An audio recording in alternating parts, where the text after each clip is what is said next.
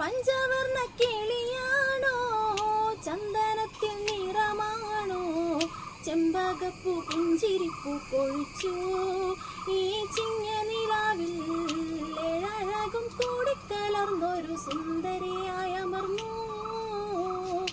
ഇനിയൊന്നു പാടാം ഞാൻ, ഇനിയും നീ ഉറങ്ങേണം, പാലൂട്ടി താരാട്ടി ഉറക്കാം ഓരാരിരം രാരോ പൊന്നുമണി